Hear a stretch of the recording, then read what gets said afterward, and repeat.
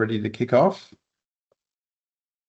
So if that's the case, I'll just kick off in an acknowledgement. We'd like to acknowledge the traditional owners on the lands on which we are collectively meeting today, wherever we may be, and to pay our respects to the elders past and present, and extend respect to any Aboriginal and Torres Strait Islander people who may be present with us today. We've got a number of items on the agenda today. Again, we have no apologies. David, you managed to get here. Thank you. No leave of absence. Kick off any conflicts of interest for anybody? Nothing for me. No conflicts. Okay, we'll move on to the minutes of the previous meetings.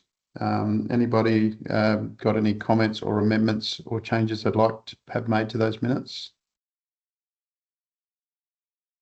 No, I'll take. That was a no. Sorry, I have someone to move it. Was that you saying you'll move it, Roberto? Yes, I'll move Thank it. you. Have a seconder? I'm happy to second. David, thank you. All in favour? Thank you. We'll move on. If we can then move on to business arising from our previous minutes.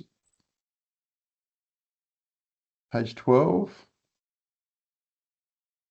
Does someone want to just run through any of the key bits there?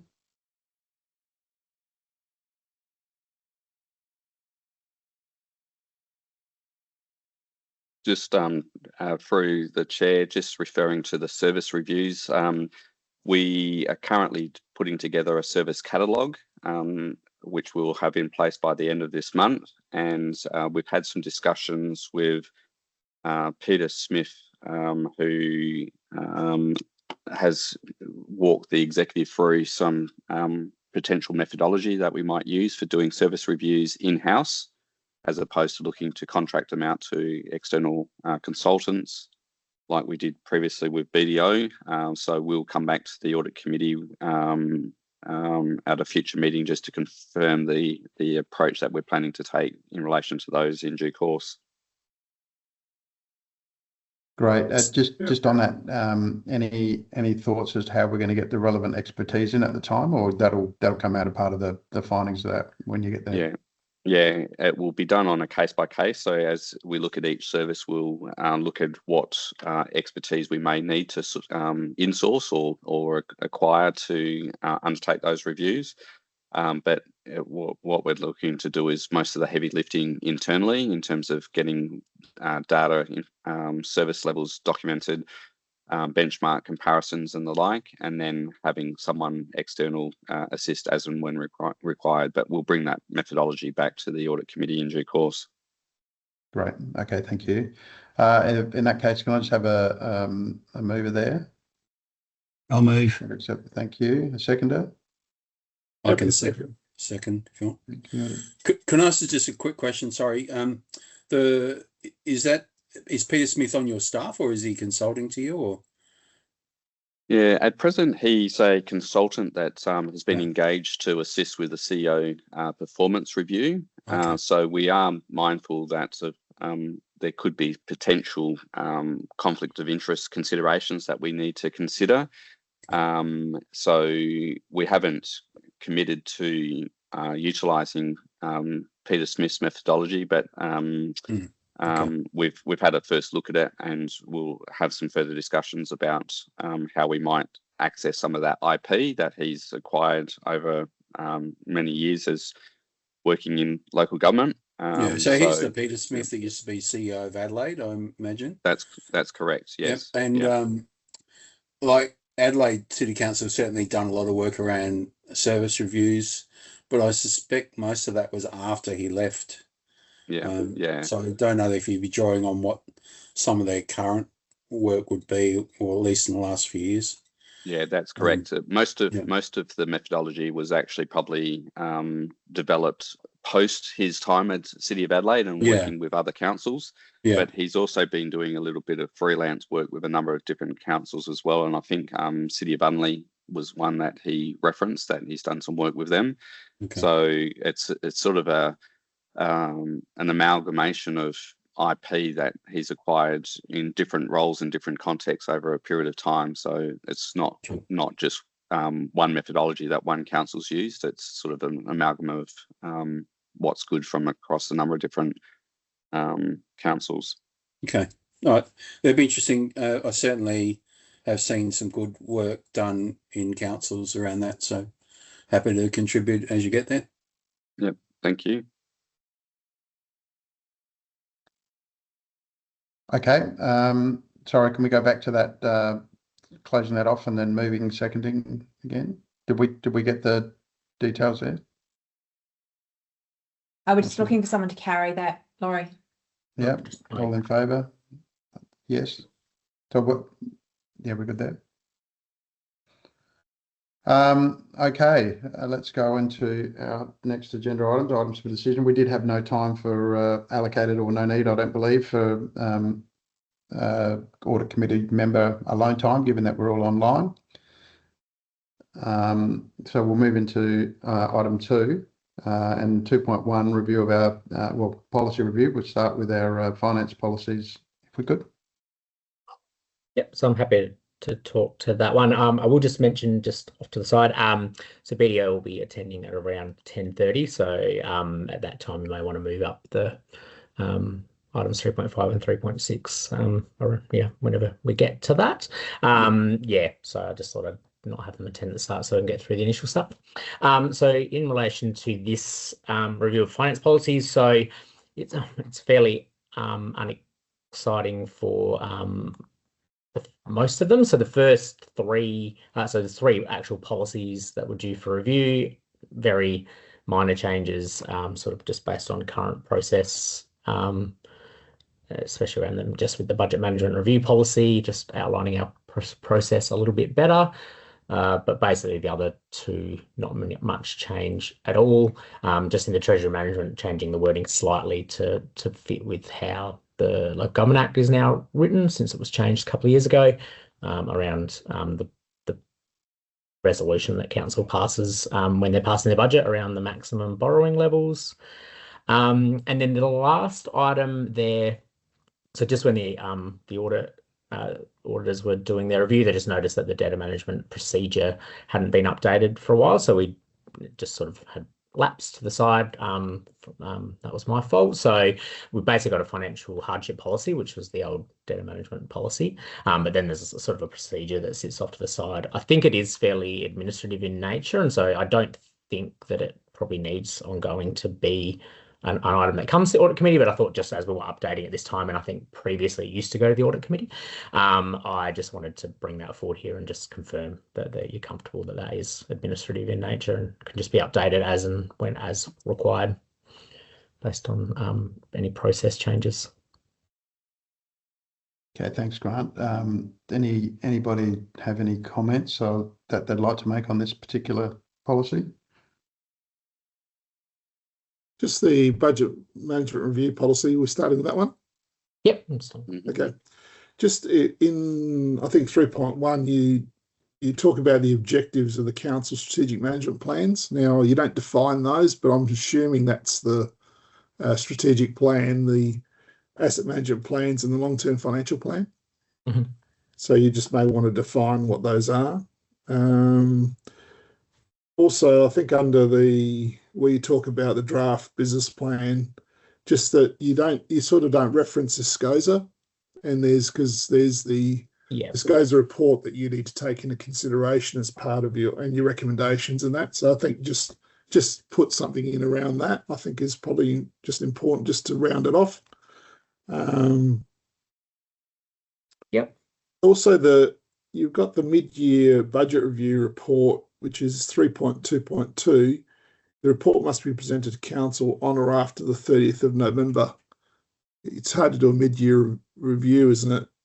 To be on or after. Is it 30th of July? Or is it? What's the date? Yeah, on or after 30th of November and before 15th of March. So that's what's written in the Act. So anywhere between 30th of November and 15th of March is where you have to present it to council.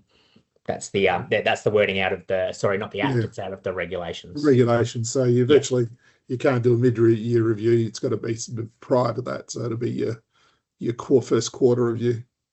Yeah. So sorry. So basically it has to be Oh, sorry, this one plus the mid-year. Yeah, that's right. It has to be in that range, and it must be after one of the other ones and before one of the other ones. So basically, it sort of defines it so that you end up with Q1, Q2, Q3. Yep. Yeah. So 3.2.1 talks about the other ones. Yep. Yep. The other that's two. Right. That's right. Yep. That's right. And also and I think it's in the policy, but in 3.3 we talk about approval of variations outside of the scope. Council approval must be sought to obtain before commitments are made that would result in outside budget limits. I know that if there's a disaster or natural disaster, things of that, or something that's an emergency, it's more than $50,000. You probably wouldn't go to council for approval on that, would you? If it's an emergency, that should be that third paragraph. So, like, where circumstances warrant, the chief executive officer may authorize variations in activity, and then that must be reported back in the next report. Yeah, okay. So it's just the title that you say council approval must be sought before commitments. Now, I just think that, if that to me means you have to, unless you say council, maybe subject to, unless exemptions below or something like that. That's all. Just I'm being a bit pedantic, but I think it's a policy, it's quite important that what I might add, I'll add in brackets maybe the end of that sentence, subject to the other provisions of this clause, because I think then that third paragraph is meant to be the overriding one. So that was all I think on that one.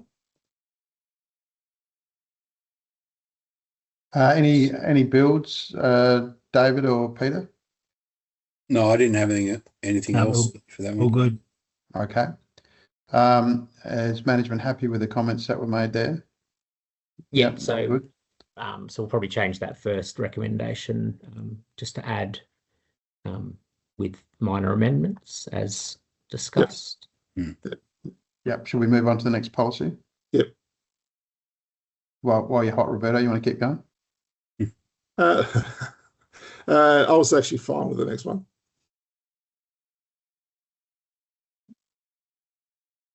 Yep. David? What is the next one? Is it Treasury or no? Treasury. Yeah. Trying to actually find it. Page number for it. Oh, I've gone past it. No, I didn't have anything on Treasury. I was fine. Okay, likewise. Oh, sorry. I did have one question. Sorry, I did. It's only page 35. Just when it says when fixing interest rates, council will use its existing cash. It's about CAD, and it says fixed interest loans will not require principal repayments and will convert back to variable at the end of the nominated period. If you fixed your interest loan, wouldn't you want to just still make repayments? You can't. You can't? No, not off the CAD. Yeah, so that the fixed portion of the CAD base becomes. Okay, I didn't know that. So that's okay. Yeah. That makes sense now. So I was thinking, well, you'd want to still make principal repayments. So that's fine. That was my only question. Yeah, and so obviously the policy is set up so that we try to not have too much fixed where we get to the point where we've got all fixed and available cash. So that's part of the fixing process is why we've got that sort of trying to have it around 50% on average between 30 and 70. Just a practical test on the implementation of the policy. You know how our next item of business is the closing a loan facility. Yep. And LGFA coming back to us and saying, perhaps you should close it. Does that fit all right within our policy? I haven't tried to do that, but like in terms of that, the way that's worked and how we've closed it and everything like that, is that covered in this policy sufficiently? I think so, because really, I mean, the policy isn't too prescriptive on really like opening and closing loans as such. It's more about manage the loans we've got available. And obviously in that case, it's a little bit, what happened was a few years ago, our predicted loan peak was a lot higher because we hadn't factored in obviously the sale of the land to the state government. That was one of the big things that impacted our cash flow. But also council made some changes to the long-term financial plan to bring down that new spend on new and upgraded assets. So really, I think that it's not outside of this policy, and yeah, the policy is not too prescriptive on the opening and closing. It's more about management of what we've got. Yeah, I think there is some wording on page 31 that talking about each year when you're adopting the budget. Yeah, making sure you've got enough loans available. Yeah, and then the maximum level of borrowings will be set in line with council existing loan facilities. So, but I guess what the opposite of that is if you don't need as much as you've got in facilities, you could potentially reduce your facilities, which is effectively what you've done. Yeah, I just wanted to make sure that it fits. What we're doing with that is actually fitting within this policy. Yeah. Yeah. Yep. Yeah. I think it does. Okay. Thank you.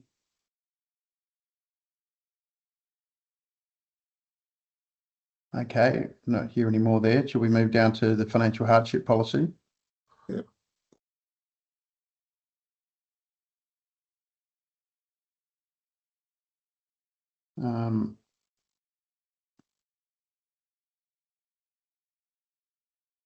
I think that one's pretty standard, isn't it?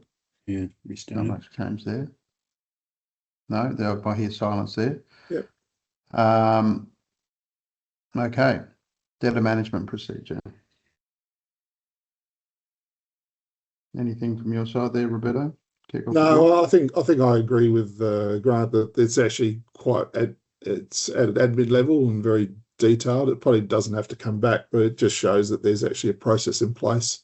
Yeah. I think that's what the auditors wanted you to do, make sure you reviewed it. So I don't think there's anything that you can make comment. You actually have a process of what you do and escalation points. So yeah, I mean, the key thing with I think with these debtor management policies is actually managing your debtors. Like, you need to really ultimately be managing them well. It's probably more important than the policy, but yeah, I was just trying to check there. You've got your section 184, the capacity to go and sell someone's property under them, but you obviously do that only in a desperate sort of reason. So I think it seems okay. I think my major concern in these is, as we've said, is that especially sporting clubs and some of the community clubs where they owe you money for leases and stuff, that sometimes that can be sort of like a bit, you try to be nice to them and you get to a point, even some of the commercial leases you have, you get to a point where you're trying to make sure and support them, but then they go bust and then you've lost a certain amount. So I think it is about trying to keep on top and making sure that you don't go into past the 90-day phase, especially commercial and sporting and community clubs, because they won't then have a capacity to pay. No. You end up becoming their banker. Yeah. Just on that, further to that point, is there any view from management as to any incidents of increased occurrences given the current environment out there in that particular space? Happy to give feedback. I think in sort of, if I talk about rates for 1 second, I think like our outstanding balance, obviously when you look at it in isolation, often it can look high, but I think we're about, it works out about 1 month worth of rate income behind. That's our rough thingy, and the increase from year to year is roughly in line at the moment with the actual increase, in the rate. So if our rates went up by 5%, that's about what our rates debtors have gone up. So it's not, and we are actively managing them even through Section 184 processes. So, but that we do monitor that. There is a little bit of sort of showing that the sort of short-term arrears are starting to get a little bit higher. Might be a little bit more of that sort of pressure in the community. So managing that. In terms of debtors, actually working on recommendation for Justin for any write-off of some minor debtor amounts. In fact, the main ones we have issues with actually is cemetery amounts, where you provide the service, you can't really provide charge up front before the thing. That's can be a bit of a hard policy to put in place, but then they're the ones, look, most people pay, but where we're finding write-offs, it's often cemetery ones where then, we've gone through the process and people disappear or move and can't even find them with a skip trace. So that's a fair chunk of the list is actually cemetery related ones. In terms of like the ones you mentioned, we did have one with a commercial one a couple of years ago with one the cafe operator, and that was a negotiated exit there with a write-off. Sporting clubs, we haven't had too many big ones, some minor ones. We've managed through a couple of sporting clubs through like water charges and stuff over the last few years and managed to get them recovered. But not too many sort of write-offs from a sporting club perspective. Okay. Great. From my perspective, they were pretty straightforward, so nothing major to build on any of those. If there's no further comments, we're happy to move to the recommendation on that one as written on the page. Yeah, Roberto, thank you. Second. Okay. Peter, thanks, Peter. All in favour? Yep. Okay. Next agenda item. 2.2, closed loan facility. Yep. So, pardon me. Sorry. So we've already covered this a little bit, but yeah. So as mentioned, this LGFA often do a bit of a visit around to councils on a regular basis. And just in the discussion earlier in the year, they brought up that they were doing a bit of a review of the CAD facilities. Obviously, for us, like having a CAD sitting there not being used is not really an issue, but the LGFA, if they've got a lot of them sitting there, obviously it increases their overall sort of wholesale borrowing costs because they've got to have facility to be able to deal with those at short notice if someone was to draw them down. So yeah, they're just doing a bit of a review and looking at people's long-term financial plans projections because we provide that to them every year compared to our loan facilities, and they just recommended that we potentially close that one. It's only got 1.5 years left on it, that facility anyway. So, but yeah, just we thought it was worth closing out, seeing as we'll still have capacity well above our projected LTFP. So we were happy to accommodate that, I think, from an administrative point of view, if there was no concerns from the Audit and Risk Committee.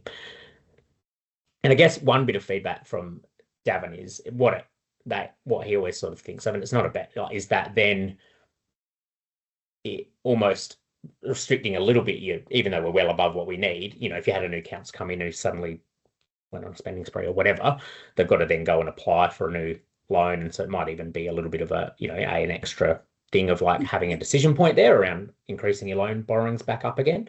So, that was just a little bit of feedback from him. I don't think that's an issue in our case, but yeah, just a bit of feedback. Thanks, Grant. David, anything from your end on this? Only just from my other councils I'm working with and having heard recently from LGFA, obviously it's getting that bit more difficult to borrow again from them. So as long as you're confident that you don't think you do need to borrow from them again in the kind of medium term, that's it. That's the only risk in terms of that. I don't know if it's costing you to hold that facility, the extra facility, maybe. It doesn't, no cost to us. As I said, it's more them asking a favour almost like that because it does cost them. As I said, I think maybe if this had a longer term, we might look at like closing a different one. But as I said, because it's only got 1.5 years, I think there's basically a 0% chance we'll ever utilise this facility. Yeah. So I guess it's like, working with them. You are right, the LGFA have started putting more things like covenants over loan approvals, that sort of thing, where, if you're borrowing but your LTFP is showing ongoing deficits over the 10 years and things like that, they are putting some covenants. It's interesting, actually, this loan, we were in a position a few years ago where our LTFP was in a much worse position and had much worse projections. So when we actually took that loan out, the one we're about to close, we applied for a 10-year loan, and they actually said, well, we'll approve it for 4 years with no covenants, but if you want it for 10 years, we'll have to go to the board, and it might end up with some covenants on it. Yeah. At the time, that was fine because it covered our loan peaks anyway. But interesting, I think now with our updated LTFP projections, even with conversations we had with Davin when he visited, that, I think we're in a much better position when we do need to renew our loans. I don't think we necessarily need to up our. We'll still have 19 million of capacity after this, and I don't think our loans are projected now to go much above 10 million. But I think when we go to renew our loans, we should be fine. Okay, that sounds good. Peter, anything from you? Nothing from me, thanks. No, Roberto? You're on mute. You're on mute. Yeah, sorry. I had probably the same issues of David. My experience is that the LGFA are becoming a lot more difficult in actually approving loans, and they would probably look at your SCOSA report and a few things around that, and probably you just have difficulty getting it. If it's not costing you anything, sometimes I think, well, it's on their side. They're the ones that it's causing an issue. I mean, you would have reasons, if they've given you that approval up front. I mean, you said there was only 1.5 years. There's actually 4 years left in it, isn't there? Because it goes to 2031, doesn't it? No, I think that's the one that closes in 2020. Oh, is that No, you've got a table here that says 141 is 7 million and it closes in 2031. So is that right? I think I've put the wrong date there. Sorry, that's bad. I reckon that's actually closes in 2028. Let me just refer to that right now. I don't know what I've done in that report. Don't know where I've pulled that date from. Believe it, because I think we got it in 2024 and it was only approved for 4 years. So I think I've pulled the wrong date out there somehow. So just my view is that it's the council's. I mean, it's really council's determination whether they want to close the loan. I don't see it adding. The only risk, and I think you raised it, is that council might then use that money and go out. The problem is if you're saying it's only 1.5 years to go, then you've got to review that loan anyway, that CAD at some point in time, and that may cause an issue for council if they go out and borrow to that level. I think from my viewpoint, I always I'm very conservative and say, well, if I've got the approval, I mean, I in my own personal view, I've got sort of like a CAD system on personal thing, and the bank wants me to close it because it's affecting their ability to thing, and I don't want to close it because it's, for me, it's something that I may need in the future. So that's why I'm keeping it open. So it actually does manage your risk if you have a financial risk where you have to use that money. Hopefully you don't. But so from my viewpoint, it's, if you want to close it, you close it. But I'd always recommend probably keeping those things open. Yeah. I did review it, and that was a mistype on me. It's 15th of the 1st, 2028. So apologies there. I don't know how I did that. So as I said, I think it is. I agree. I don't think we would normally close a loan. I think it was the specific case around this loan.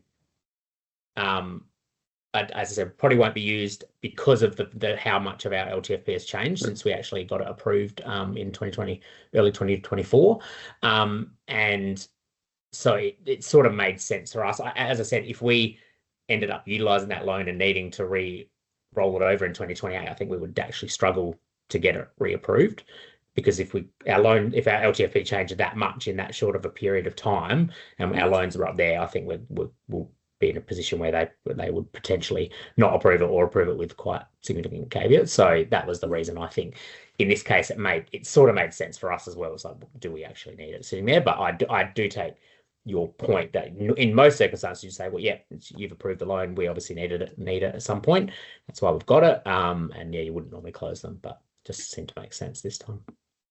So the other alternative is you just let it run its course and you lose it in a year and a half anyway, and you wouldn't necessarily go back and renegotiate it, I don't think, or get a new one, to roll this one over. To roll. So Grant, my views were probably consistent with Roberto and David, and just the only other thing I'd build on it is, I'm the same view. Why do it if you don't need to, and there's no impact. But secondly, just given uncertainty around town and you just don't know what's going to happen. You might have an adverse event happen, with the steelworks has a massive shock that was unexpected, whatever. It's just always good to have a buffer when there's zero downside of having it. So what you're probably getting is a consistent message from the independents that why do it if you don't need to. But I think the point is if council wants to do it, they do it. So can I just suggest that maybe we reword the recommendation just to read somewhere along the lines of, we don't think it's a necessary step to take. However, should council choose to close it, then they're well within their rights. But I guess the view we want to express is that it's nice to have the buffer while it's there when it's costing you nothing, if required. So I'm not sure how we want to word that, but if someone wants to have a crack at just trying to amend that recommendation. Can I suggest, Grant, that you narrate for Naomi the changes, please? Yep. So the Audit and Risk Committee, maybe delete recommend to council. And then and even to organise, delete that as well. And then go, so the Audit Committee has reviewed the proposal to and then get rid of the and change closing to close.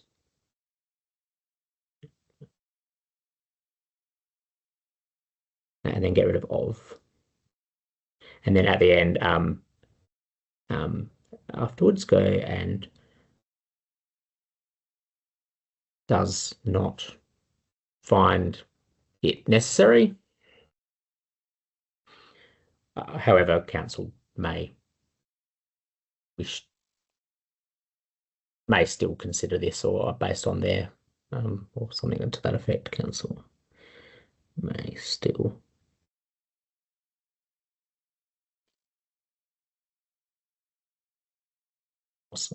How to finish it off.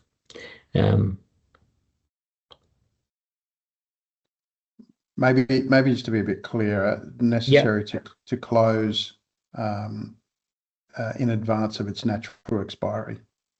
Yep. Or it's right. Expiry.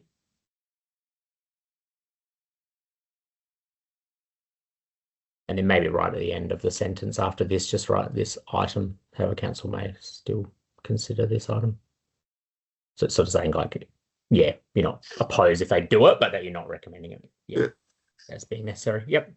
Is that okay? Just does rather than does. Yeah. Sorry. That's what I'll be doing tomorrow morning. Yeah. Yeah, I might doze. I'm still jet lagged. And does not require.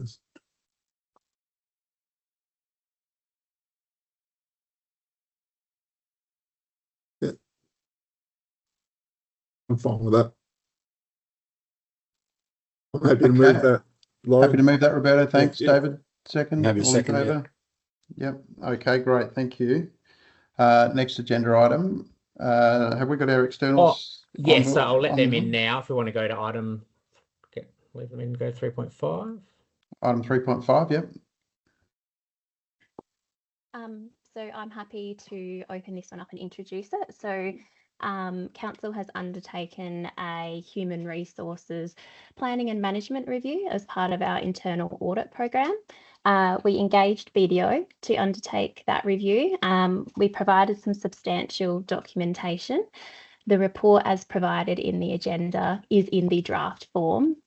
Last week we did work to finalise some of the details around that plan. I will hand over to Tanya to speak to you about some of the methodology and outcomes and how we've arrived at that report. Great. Hi, everybody. Before I do that, though, I might just throw it over to Peter Horseman. Would you, who's the partner on this engagement? And then it's already been thrown to you, so I'm happy for you to. Well, I didn't want to steal your, you're the partner. I'm happy to take it back. Well, look, yeah, I mean, we did the review, and the methodology was done as an internal audit. And what we do as part of that internal audit is we sort of we build out what we refer to as a risk and control matrix, and we map what the council's doing against each of the, I suppose, core objectives of a workforce planning function. This one came out as a partially effective, which is, which suggests that there is room for improvement across council's processes and its function. There were some sort of good practices that were observed, but there were quite a number of improvement opportunities, I suppose, to be worked through. So that's a really high level summary, and now I'll hand over to Tanya to talk through sort of a bit more detail, and then we'll open up to some questions. Great, thanks, Peter. So one of the key resources on this engagement was Scott Way, who is our industrial and organisational psychologist. He unfortunately fortunately for him, he's overseas at the moment. So Scott was really involved in performing this review alongside myself and other resources. So I will step through some of the key findings. I'm presuming everybody's had an opportunity to read through the report. So just to kind of touch on some highlights. So as Peter mentioned, we re-rated the workforce planning area as partially effective. There were some good practices that we noted, which were around the PDP completion, which had a fairly high rate of completion across the council. And also we noted organisational culture development. There was a lot of work that's been done recently around culture values and developing a culture and leadership plan. So they were highlighted in the good practices. In terms of areas for improvement, I guess the key area was around strategic workforce planning, which is something that council doesn't have at the moment, although there is a talent management strategy which was developed last year, which is being worked through. So there's a 3-stage approach there, which stage one, which is a talent review, has been done. And stages 2 and 3 are where the work is still required around workforce planning, including succession planning and development planning, and then managing performance as a program. So that was probably one of the key areas for attention. As a spin-off from, I guess, the lack of a strategic workforce plan, we identified resource allocation and succession planning was in need of attention. And then moving away from that space, we looked at what does the council have in terms of its employee value proposition and how it's able to attract capability. And we found that there didn't seem to be a really clear EVP that was articulated, and also that the information that is available around attraction could be enhanced to get a better sense of how council is tracking.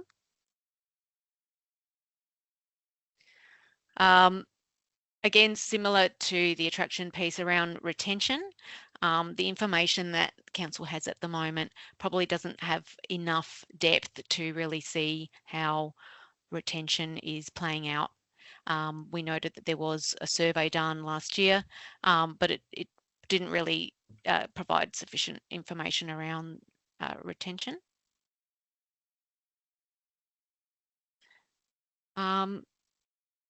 Then we looked also at your PDP process, and as much as the completion rates were very impressive, we felt that the PDP itself, as much as it's being done well, further guidance around the actual process for completion would help, just to make sure that everybody's doing it in a consistent way. Policies and procedures was another area that we looked at. It's sort of a classic 101 for internal auditors. And we found that the council at the moment has a number of policies and procedures which are in draft or have been earmarked for development. So we wanted to highlight that, which is outlined in finding number 6, and we know that council has got that on their radar for completion, particularly ones in the HR space to do with professional development, recruitment and selection, rewards and recognition.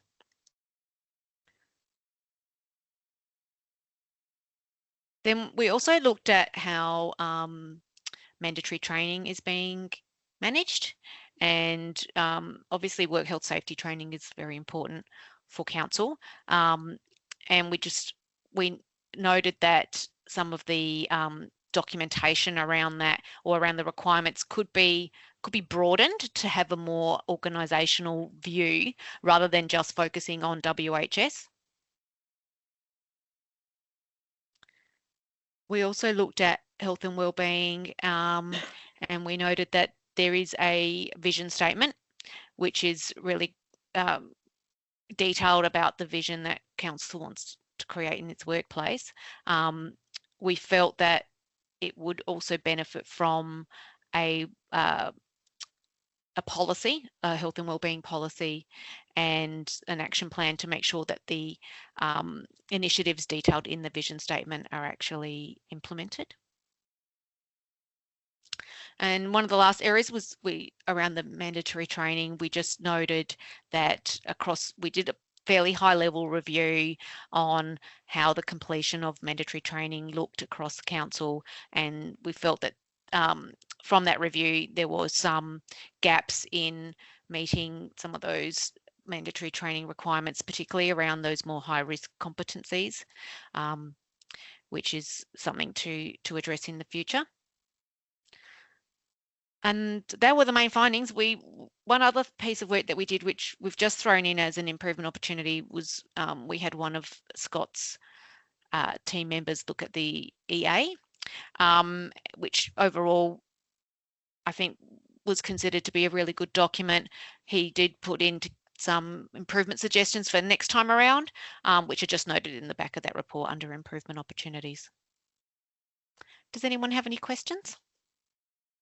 Thanks, Tanya. But just before I ask any of the committee members for some feedback, just keen to hear from management as to noting it, we're in draft here. Just their comments or any feedback on the findings at this stage.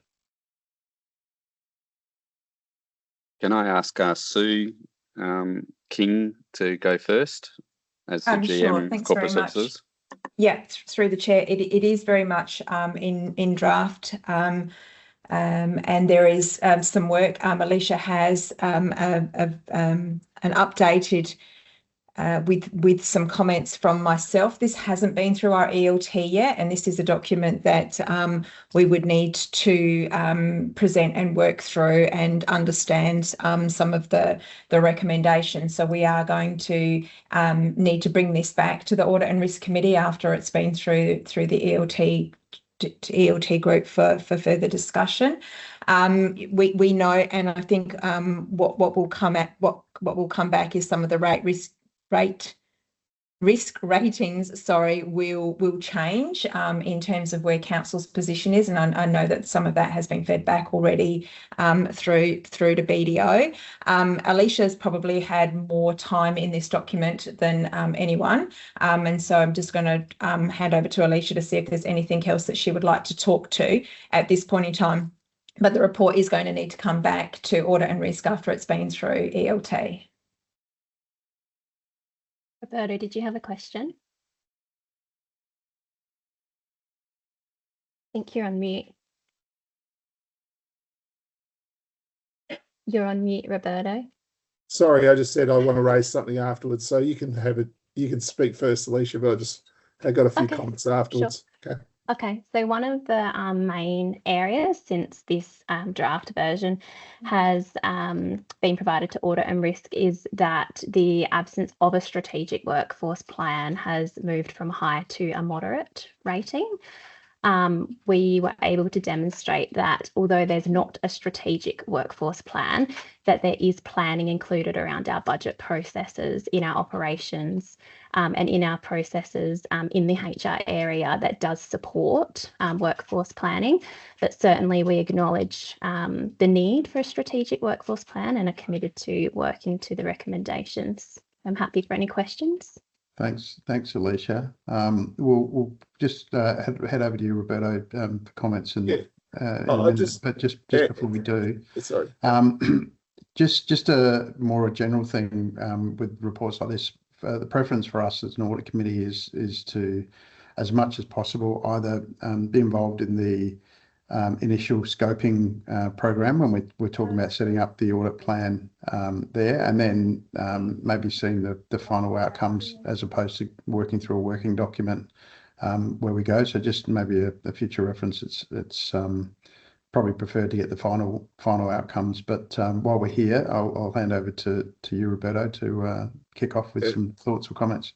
I was just going to make the same comment, Laurie. I think that I'd rather have seen the management and the internal auditors have a discussion and agreement on certain things before it comes here, because in the document it talks about there's comments that sort of like saying that they're questioning certain things. I think the risk rating on the first one, I agree, shouldn't be high. It's moderate.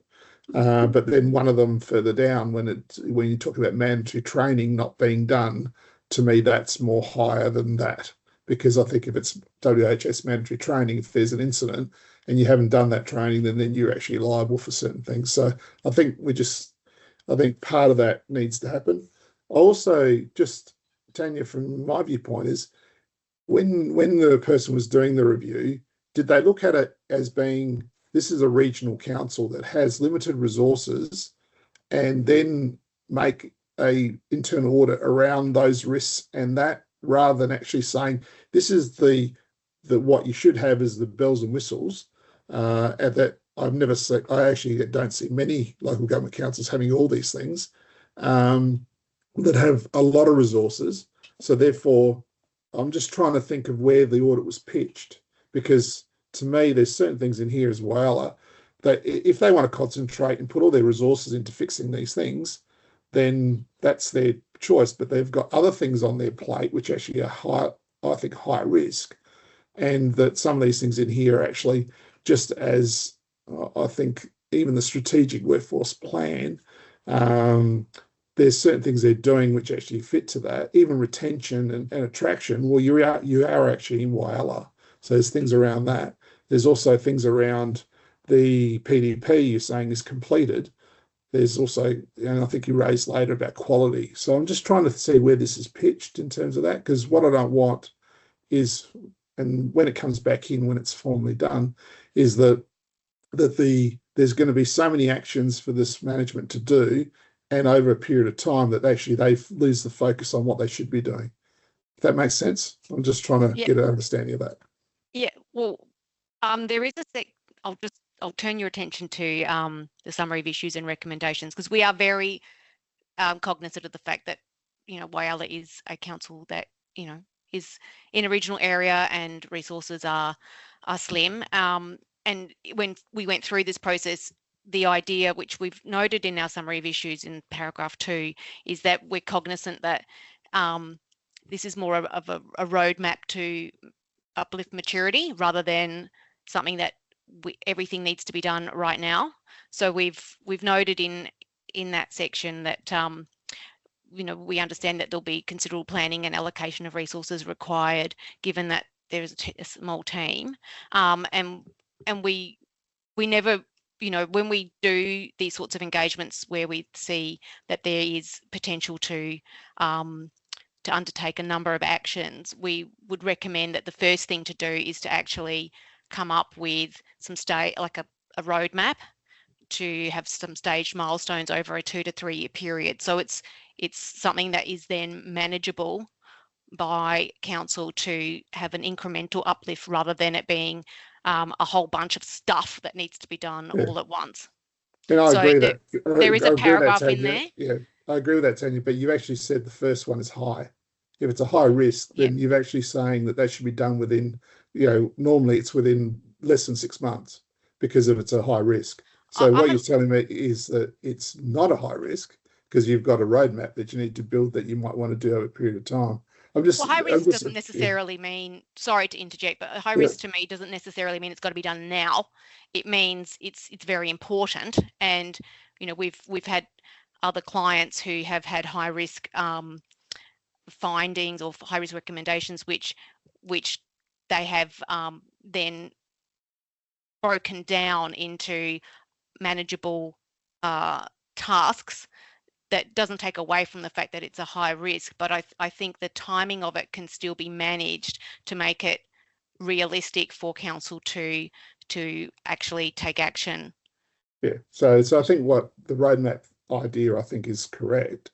It's about saying, and that's why I think that you should, I suppose the management should be working with you saying because the recommendations in the report aren't sort of like linked, I don't think, very well in terms of not the recommendations, so the actions, management actions, because they should be linked to some sort of roadmap saying this is how we're going to move to this. That's why I think it probably needs more work around that, as Laurie said, and that maybe then it comes back saying that these are how we're going to deal with this over a period of time. So, I appreciate since that the version you've seen, we've since we've since done more work on this, and it is at I guess the report that you have seen obviously didn't make it. The version that we have since worked on hasn't been presented, but there has been some acknowledgement there between management and ourselves on what the action plan should look like. That's right. We've progressed the report, but I think one thing that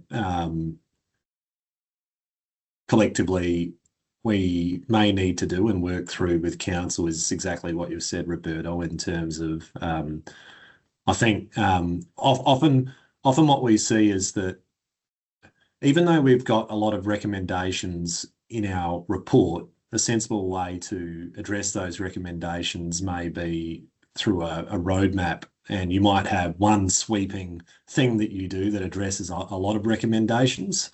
And I think there's possibly just some extra thinking that we might, not particularly us, but that that council probably needs to reflect on, and we can potentially assist with that thinking if needed.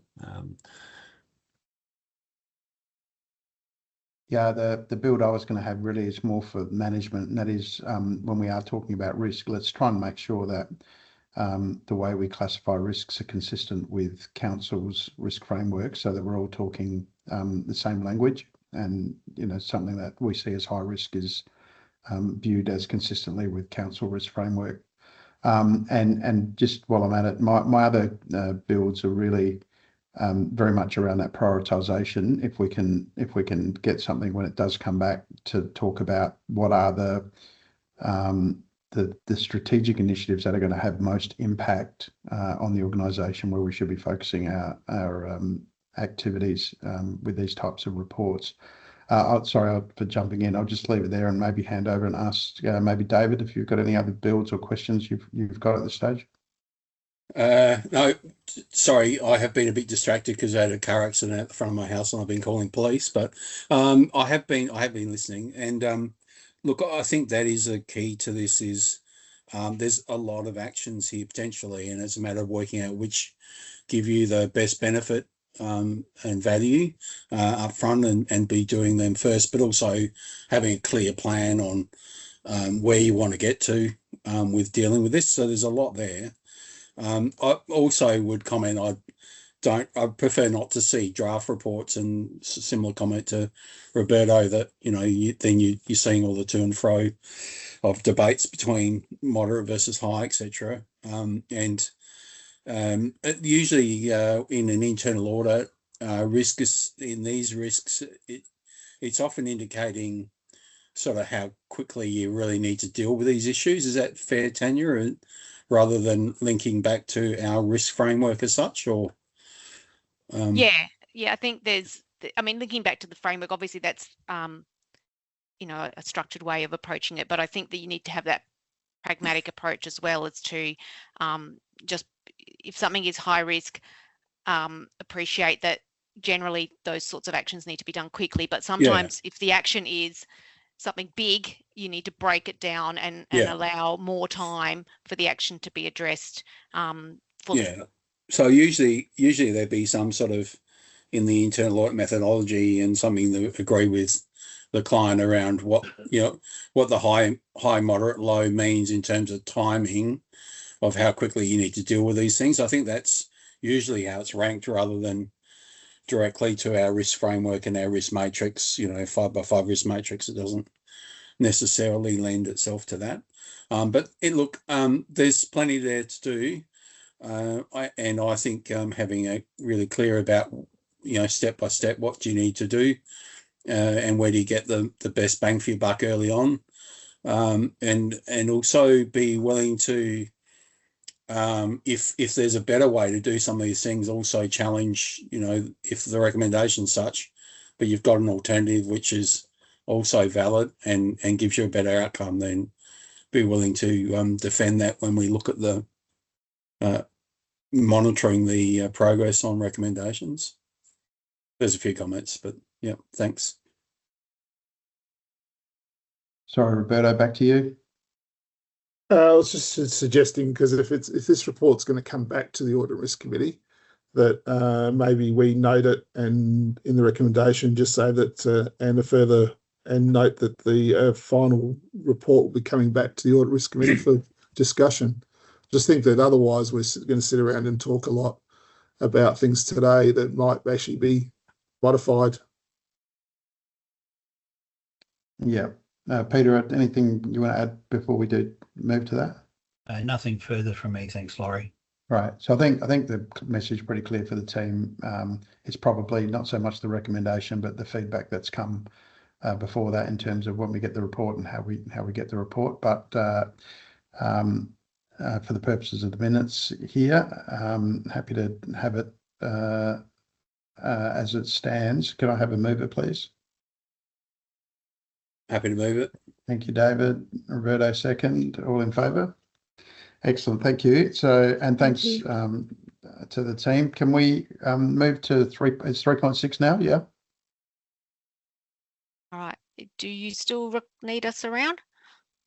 This one is the scope for the next sorry, yes, audit. Sorry. So yes, we can do that one next. Yeah. Sorry, I forgot about that one. Yes, we haven't commenced that one yet. Yeah. So basically, this report is just a very quick covering report, and then includes the proposed sort of scope methodology for the next internal audit item, which relates to external stakeholders. So that was so the program was developed about 2 or 3 years ago now, of what order we were going to do our internal audits in, based on the initial risk profile undertaken by BDO. And so this is the next one in the thing. So yeah, so we've asked BDO to develop that, and that's put here for Audit Committee's consideration before that one kicks off. Great. I'll open it up to the committee members if anyone's got any views or thoughts on this particular proposed scope, areas of focus. Roberto, at the top of my screen, so I'll go with you first. Thanks, Laurie. I think the scope looks fine. I think the same question will be for me, is that just taking into consideration that you can spend the external stakeholder relationship management review is depending also on the resources that you have. So if you are at City of Adelaide or a Port Adelaide, City of Port Adelaide Enfield, you would probably have a few resources that actually concentrate on this and work through that. I think that just make sure that when we do this, it's actually saying, well, what's the outcome we want to get out of the stakeholder relationship, and that we're putting that the report comes back in saying that how do you manage these things within the resource that you've got? That's all. It's the same question I've got with the HR one, Tanya. So No difference. Just the saying that you know that a council like Whyalla won't spend $300,000 a year on stakeholder relationships. Sure. So then you go back and saying, because one of the things will be, is their CRM any good? That'll be one thing. So then you start looking at that. Now, can they afford to put a fairly big major CRM in? You'd say, well, they probably can't. So it's about those sort of things. So that's just my view on it. But otherwise, what you've suggested here is fine. Great. Sorry, can I make a quick comment? I fully agree with you, Roberto. One thing that we could do is to, and it's funny you mentioned Adelaide City, because we're doing a review on this at the moment with Adelaide City. And you'll either be pleased or they don't have, and look, I can say this because the report will be, they're all released publicly, etc. They don't have a CRM. They're looking at Salesforce, which is a very expensive CRM, but what we've applied, what we are going to apply for them is a maturity model on this, and maybe it could be worth us using something similar for Whyalla, and just acknowledging that your target state might not be quite as far over to the right as what theirs is, given those constraints. Because what we, the way that we typically, and we've started to do more internal audits using maturity models, because it gives people a bit of a sense of, all right, well, here's where we sit comparatively, but our target state might be a 3 out of 5 as opposed to a 4 out of 5, and then it gives you that probably a clearer roadmap on what the gaps are between your current state, your target state, and what the actions are, and it probably is a little bit more conducive to being then able to put together a roadmap off the back of that. So that's just something that we could think about. Now, obviously, that's not been attached as part of this scope, but it is an option, rather than doing it as a gap style risk and controls, which we would still consider anyway. Because Peter, that's a lot of people do that in the asset management space. Yeah, and we do that in the asset management space too. So they in asset management in particular, it's a lot of councils, they use a maturity model, and they're actually looking at that as part of the internal audit, which is actually very helpful for the smaller councils. So it might be a good way to go. It'd be interesting to see what other members of the committee think. David, any thoughts? Peter? Yeah, I thought it would be, if you know you're not going to be strong in this area, then having a lot of weaknesses isn't necessarily going to help you. I think maybe do a maturity assessment of where you're at, and with some very targeted direction sort of things, like, consider these areas. But like, I would agree, you don't necessarily have to go out and get a CRM as an outcome. Just, you need to consider what who our stakeholders are and how we intend to communicate with them. But obviously have it I guess the issue is have it fit for Whyalla. Make sure it's fit for your environment is probably the outcome that you need to achieve. Yeah, my build is outside of the residents, given what's going on in the town. Obviously there's a lot of key government parties, there's key entities that actually drive funding outcomes that have a massive impact on the viability of projects and activities that we do. I'd love to make sure we're targeted at the key drivers of outcomes for the city, and then as part of that, actually try to get a bit of an understanding of what some of those perceptions of us are as a council and a team, to actually understand whether we are as good as we think we are, or better, or not as good as we think we are, as opposed to just the process, because I think that'll help us to shape and drive where the work needs to be put in and who the work needs to be put in with. Yeah, and look, external survey is something that hasn't been contemplated in the scope. So if that is something that you wanted to pursue, then that's probably a discussion that we need to have with management. But perhaps an option could be that management may want to do that, and we can feed the results back into our process. So it's Yeah, there's I'm happy options around it. I'm happy for people to put alternate views, but the way I see it is, if we look at significant things that have happened across council over the last number of years, the money that's come in for the airport has been as a result of how we've managed to negotiate and deal with particular entities. The things that are going on in relation to the steelworks and other major projects and other large developments, etc., come as a result of how we work with those particular stakeholders. And then we've obviously got all the stuff for the residents. So I'd just be keen to make sure we're focusing on the areas that are going to drive the largest impact and the largest outcomes for us potentially going forward. So that's just my view. I'm happy to, say, Justin, get your thoughts on that or otherwise. Yeah, I'd be very supportive of that, Laurie. When I think of external stakeholders, my mind typically goes to, state and federal governments, and as opposed to the community in terms of customer service delivery. Understands the latter is obviously very important, but to the points you made, Laurie, I'd be very happy to do that.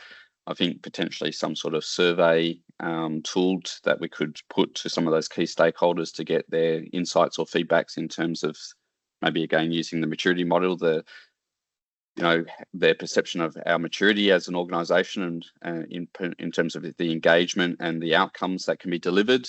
So I'd be very supportive of having that included as part of the scope. Great. Any comments from anyone else? Peter? Nothing from me, thanks. No, all good. Okay. Happy to leave that and then take that recommendation. Yeah. Okay, then can I have a mover, please? I'm happy to move it. David, thank you. Peter, second. Yeah. All in favour? Thank you. I think that's a thanks to the BDO team, and look forward to seeing those reports when they come through and having some more robust discussion on them. Great. Brilliant. Thank you, Thanks, everyone. Peter. Thanks for Thank having you. us. Thank you. Have a Bye. nice weekend. See you. Okay, so if we go back to our agenda, that brings us back to just the third quarter meeting date, 2.3. We're all okay with that? Yeah, are we going to able to pick a date now, or is that not the plan? Ideally, the plan would be for you to pick one of the two dates that's been proposed in the report. So I've got a clash on August 14, exactly the same time for another audit committee, which at a pinch I might be able to get them to move, but August 28's open, if that's possible. I won't be at either of them. I'm in the US, so I won't be here on the 14th or the 28th. Okay. 28th works for me. Yeah, either of those dates I can attend. So 28th, and Roberto, if you feel the need to dial in from the US, you're more than welcome. Otherwise, I think we'll do it without you. Mr. Trump will probably go through my. They might take away my IT stuff as a driver. You might be in detention somewhere. Yeah, ICE might have me. No, so can we go for the 28th then, if that's the case? Yeah, that's great for me. Thanks. Lock that in.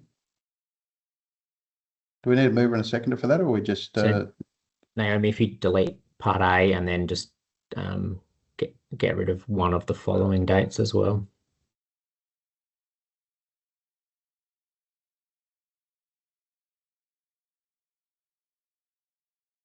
And get rid of the following date. Yep, awesome. Could you just put in there note that I'm away or something? Because I think that otherwise I'm endorsing something. I'm voting for something when I'm actually not there. Yeah.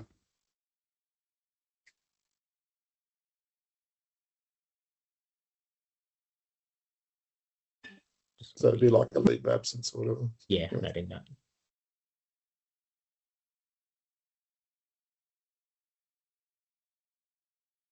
Perfect. Okay, Then in that case, David, I'm assuming you're going to move that because Yeah, happy to do that. And Peter, second, all in favour? Done. Thank you. Where are we now? We're at 3.1 quarterly budget reports. Grant, you want to introduce it? This one, page 65. Yeah, not a problem. So this report is just in the items for noting on this occasion. Obviously, with the movement of the audit committee meeting to a later date, I had to put this to council first because it has to go to council by mid-May under the regulations. So just bring it back to audit committee for their information. So yeah, the budget review overall, a lot of work was done to try and bring it in as neutral as possible and maintain council's previous budget position from the mid-year budget review, which was achieved. And yeah, there was nothing identified with ongoing impacts through the long-term financial plan from this one. Yeah, as normal, there's lots of things to manage in the budget. There's lots of ups and downs. But yeah, looking to no, we'll still be tight at year end, but yeah, actively sort of managing the financial position and trying to land on budget as it currently looks.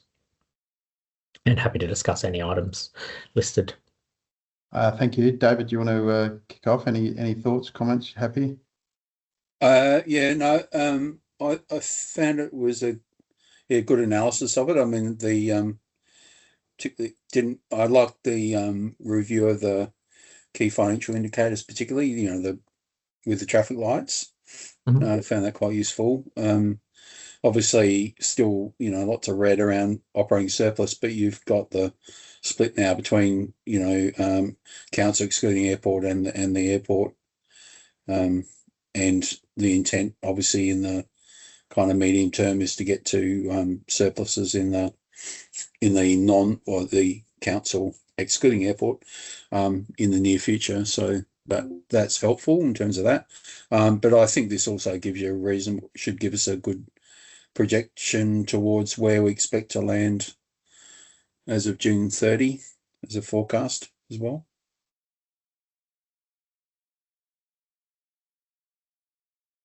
I don't think I've got anything you want to challenge. Thank you. Anything from you, Peter? Nothing from me, thanks. Thanks, Roberto. No, nothing for me. I thought it provides a good transparent picture of where it's at the moment, and we're still just trying to reduce that deficit. That's probably the major thing on it. But no other comments. The only other thing, I guess, the question. I mean, obviously, we go at this over, say, the next 3 years in this budget review. When we look at, out to 29, is the ultimate question is what's kind of going to be the major reason for turning around the budget deficit, including in the council only part of it. Like, there's got to be some key initiatives or whatever around revenue, increasing revenue, reducing costs, etc., levers that are going to give you that outcome. And I presume that that's part of our budget process. But just being really clear about what our drivers will be to give us that outcome, because it's nice to have it on paper, but you actually got to go and do it. One thing I agree totally. One thing I will note is that council excluding the airport would have actually had a surplus this year if we hadn't had to undertake the dredging project. So that was a big impact on the operating result this year because of the nature of dredging being an operating item. So while it looks like a big jump from this year to next year's result for the council excluding the airport, they are much more consistent once you remove dredging from that. So that's just one thing I wanted to note. Sure. Excellent, thank you. No additional bills from me. Happy to go to the recommendation, noting it. Thanks, Roberto. David, all in favour? Thank you. Keep going if we can, the interim management report.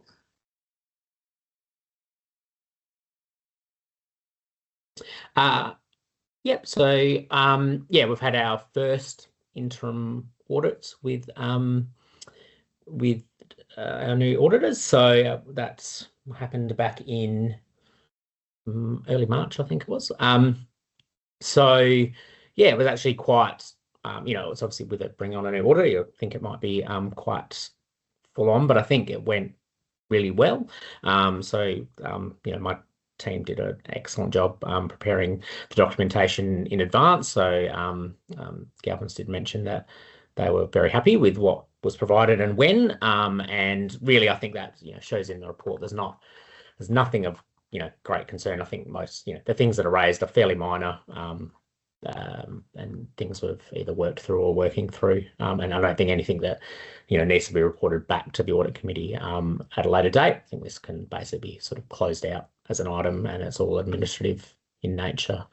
But happy to answer any questions or provide any further information. Thanks, Grant. David, anything from your side? Well, yeah, I agree that when they've looked at the control aspect, they're fairly minor matters that can certainly be resolved, and they're saying they don't think they're going to have any issues around qualifications on controls. I guess the other thing that is still a big part of their report as well, talking about the long-term financial sustainability considerations and the airport side of it, they've got a fairly decent analysis there of kind of what some of the issues are around that space. And so I don't think you don't want to miss the sort of value in what they've produced there as well around your long-term financial viability, particularly in relation to the airport being the main reason why we're challenged in that area.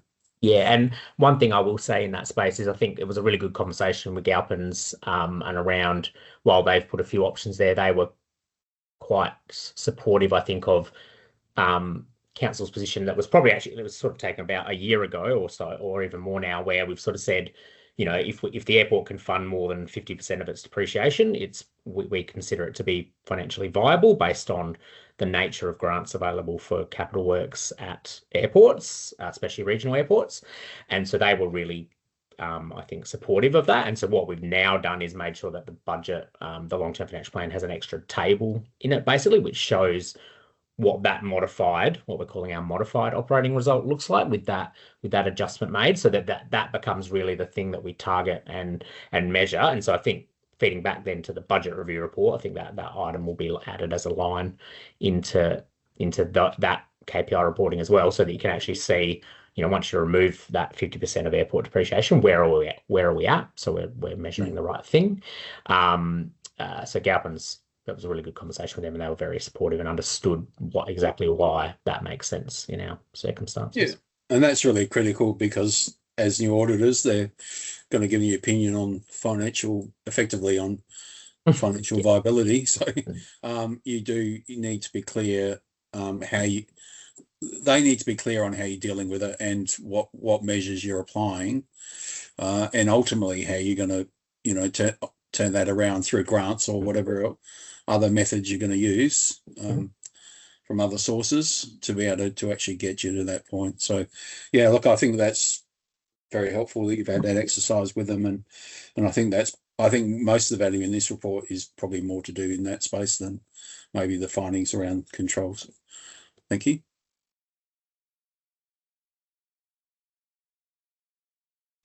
Any other comments? Anyone wants to build on that? No, I think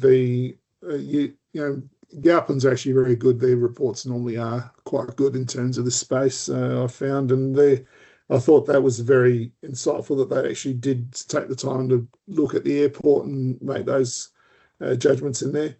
The only one was the asset management strategy, not supplemented by asset classes and stuff. So that's just about saying that you don't have so to develop each major class separately as an AMP rather than one.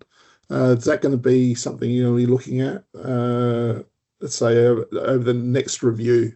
I think it talks about here that's what you'll be working towards. So that was picked up in the last internal audit undertaken by BDO. That was one of the reports in there. And obviously we've got about 9 months ago, we had a new asset management manager of assets and planning come on board, and that he's got a roadmap in relation to those items over the next sort of 2 or 3 years, like you say, with the sort of the planning cycle. Yep, that's right. That's all I had. Okay. If that's the case, and we've got no other comments, that all appears to be going okay and on track. So we're happy to have a recommender for the a mover for the recommendation, please. Thanks, David. Peter. Second, yeah, and Roberto. Thanks. All in favour. Good. Thank you. Are we close enough to a quorum to recommence? Yes, we are. Yeah. All right, then let's get straight back into it. We're on 3.3, our procurement report. Who'd like to just quickly introduce that? Yeah, I'm happy to do that. So this report probably a little bit out of date now, just because of the retiming of the meeting and stuff. So this is from back at March. So first I'll start with, so I have had actually quite a lot of tender activity happening over the period between after Christmas, much more than we've had over the last couple of years, I think. But so some of those that were obviously in progress at that time have now closed.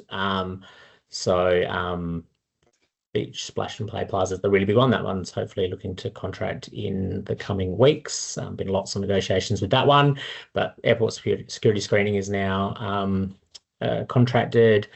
The other 2 airport ones are contracted. 3 airport ones are contracted. The Point Lowly toilets, I think, was out for signing over the last day or so. And then there's a couple of other ones that are sort of we're dealing with, cost compared to budget and that sort of thing, and how we might proceed. But yeah, so lots of actual tender work in comparison to last periods before that. List of exemptions. So gone through that. It's there's about, on average with what we have, we sort of average about 8 a quarter, which in relation to the amount of procurement work that goes on, I think is not unreasonable. All of them have been obviously looked through and considered to be reasonable for one reason or another. And so happy to take any questions. This report went to council already, last month or the month before. That's already been to council. Great. Okay. So this one is it's only ever for noting, so the order this one goes in doesn't really matter. Yeah, in that case, any notes or comments, thoughts from anyone? Roberto? I'll just make a quick comment. I always make a comment on this, is that I still find a lot of exemptions, and when that normally occurs, maybe the procurement policy needs to be reviewed to see why these exemptions are occurring, because like even the first one, which is design and production and publication into Whyalla coastline, I just think there's the procurement policy either meets your needs or it doesn't. You don't need to have exemptions all the time. So that's just my comment, and I'll keep making that comment. So is it a way that, because I find that if you have a policy, you should actually follow the policy unless there's an emergency or anything like that. So maybe the policy needs to be reviewed to allow some of the things. And it might be that you purchase local, and purchasing local is fine, as long as you actually have that in your policy that says you'll give preference in that process.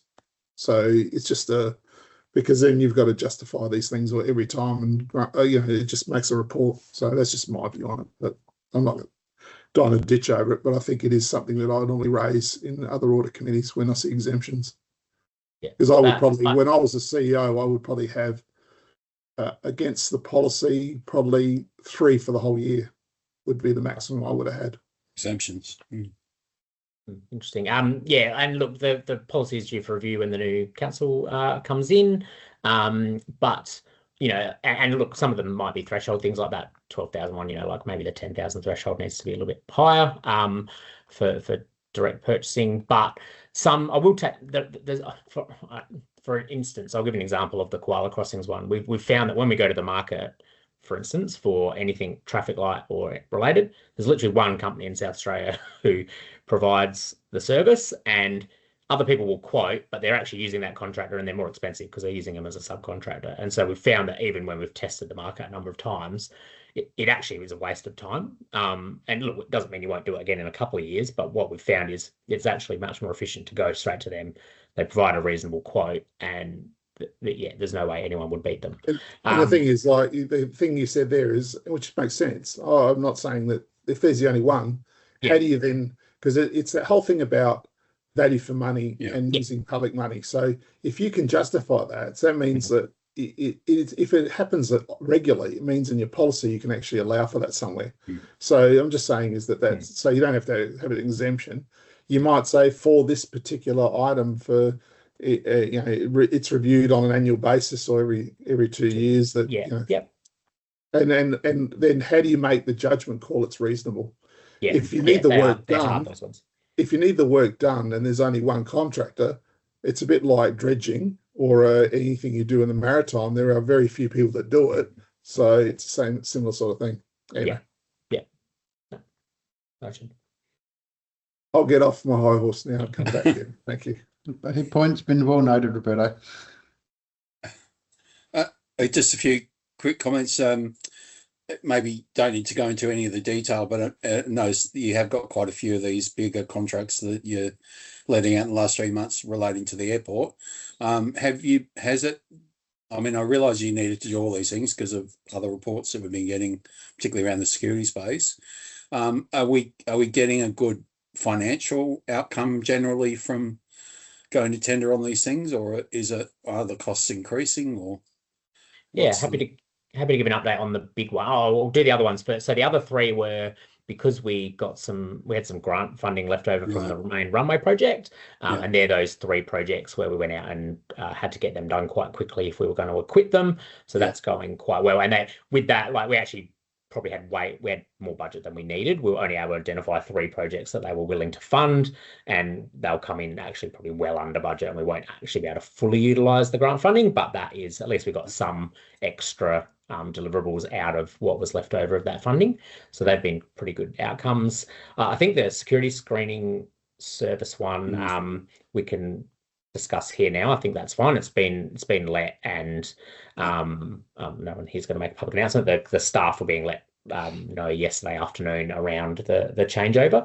So we've contracted MSS, so a different provider. They're starting their transition this week with Certus. So Certus were and have committed to taking on all the staff basically at the location and transitioning them, and at least putting them on probation so that they can test them out. So that's a good outcome for them, so they get more surety.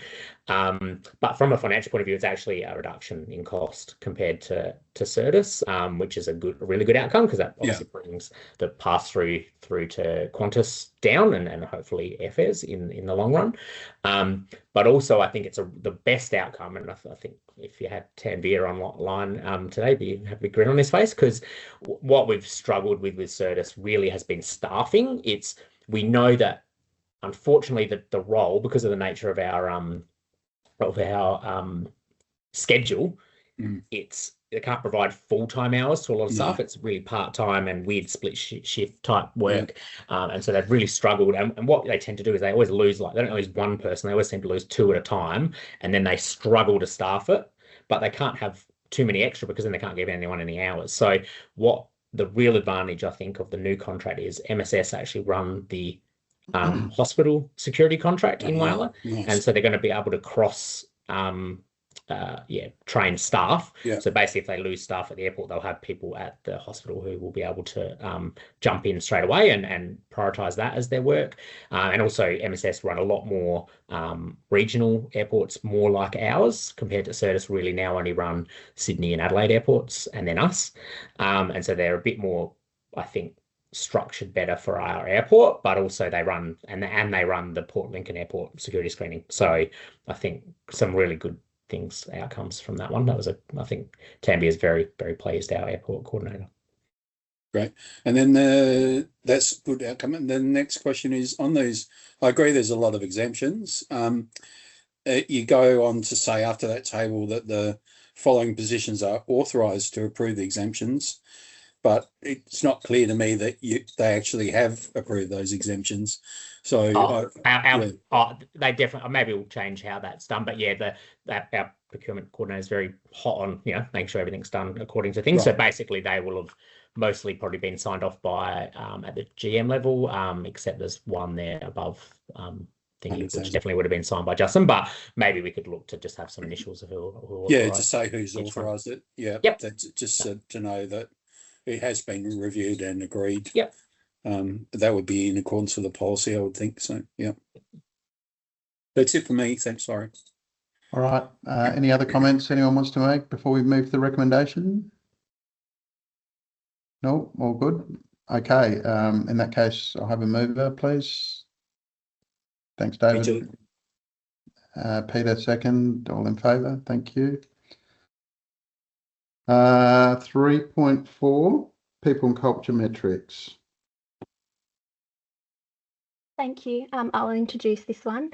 So presented are the agreed metrics for people and culture as defined by the CEO's organisational KPIs. So the metrics first came to the Audit and Risk Committee in October 2025, where we agreed on the data that would be presented.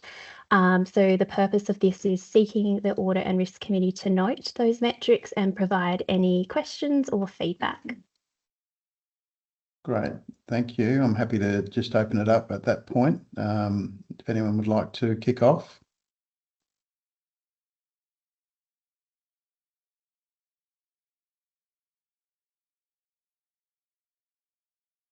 I'm taking silence. I'll kick off, Laurie, just quickly. I thought it's a good report in terms of the things that we asked for. I probably wasn't there when we got asked, but I'll say that they're good.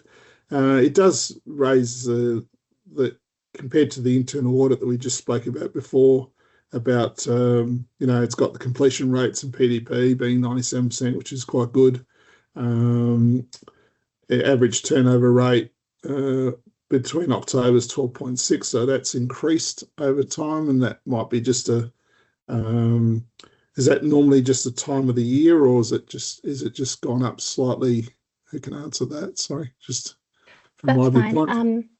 I might hand over to Lauren Green, if that's okay. So Lauren's our People and Culture Business Partner. Yep. Sorry, I just realised I'm on mute. Some of the turnover attributes to planned retirement. So we've had a couple of people that have retired. Yeah. And then some is just general turnover as well. But there's no identified theme as such as to what's contributing. I think you might.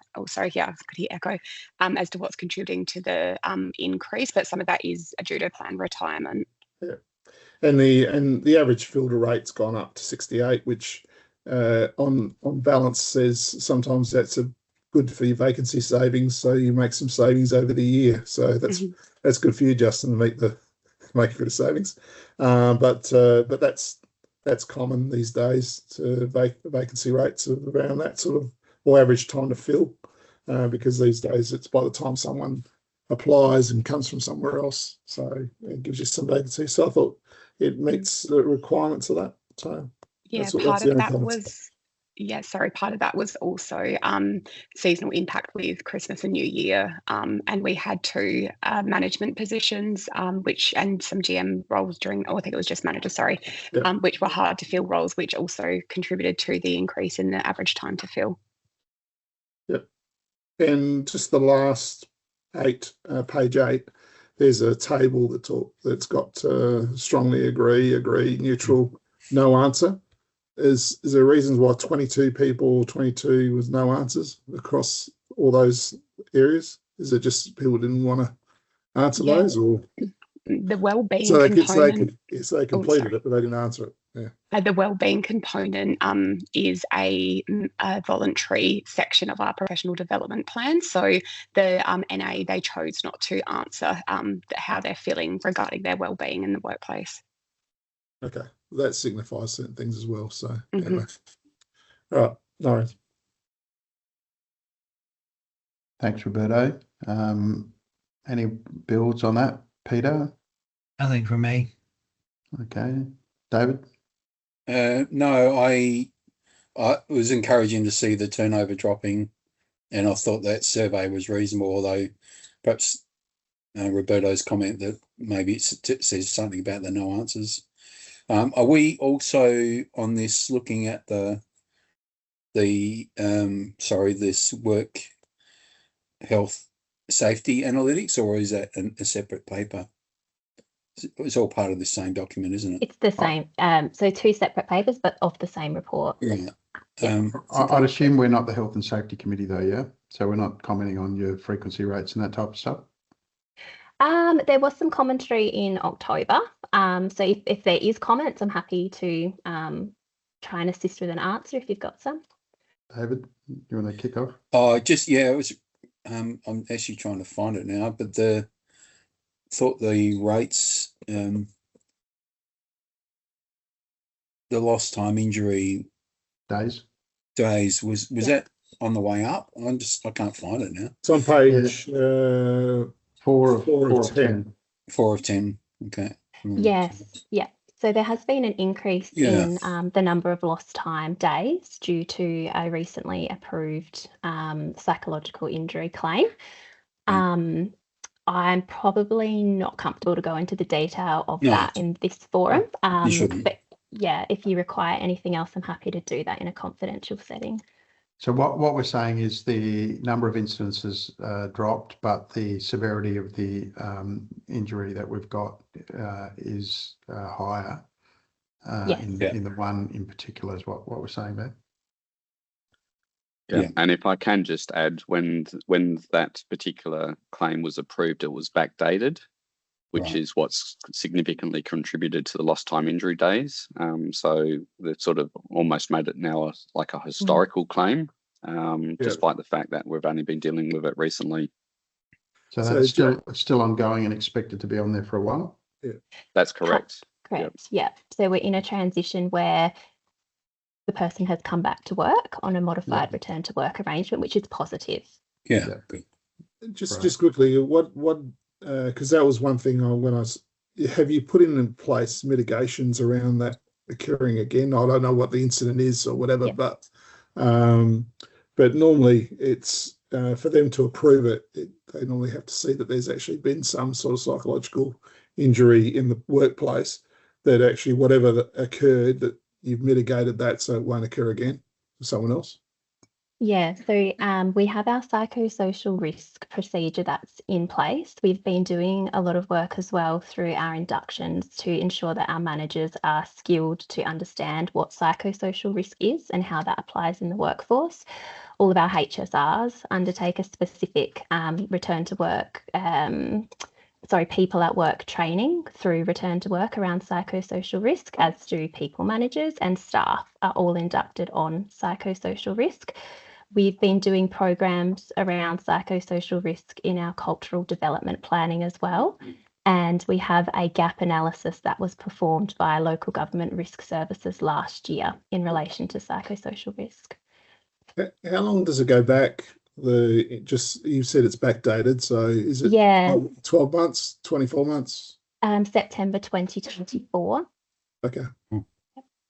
And Roberto, if I may, just to your point around mitigations, we also conducted an industrial investigation into this particular matter as well, noting that the return to work look at one element and the industrial component looks at another element.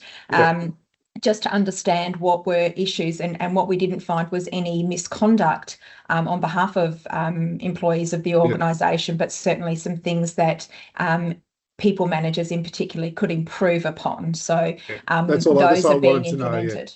I don't want to know the specifics. It's just that it's great to hear that you've actually done some analysis on it and you actually put in place certain things to maybe mitigate that. So thank you very much, Sue. Great. There's no other comments. I just want to say thanks. It was nice to see this paper presented in this way and to give some good context for us. So thank you for that. And yeah, my only other comment was really around the safety stuff, which you guys have answered very well. So can I then move to the recommendation, please, that we note the reports? Thanks, Roberto. Seconder. Thanks, Peter. All in favour? Yep. Thank you. So then that brings us to 3.7, which is our risk management policy framework. That's me again. So the risk management, an update on the risk management framework was required to audit and risk. So what we have done in that is drawn back to the draft that came to audit and risk in October of 2025. Captured that the policy and procedure was endorsed and then adopted by council in 2026. In addition, I've given some context around a risk maturity roadmap that we have as a result of some survey responses in 2024. So just seeking noting of the report and any questions you may have.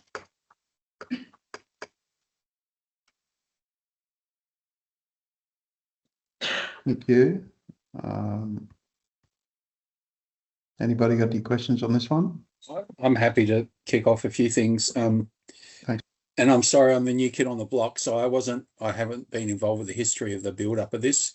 And obviously you're doing some work, the LGRS, and you're not, right through that whole program, because I don't think you've got to things like risk appetite, etc., or a lot of workshops and things with them. But just sorry? Correct, yeah.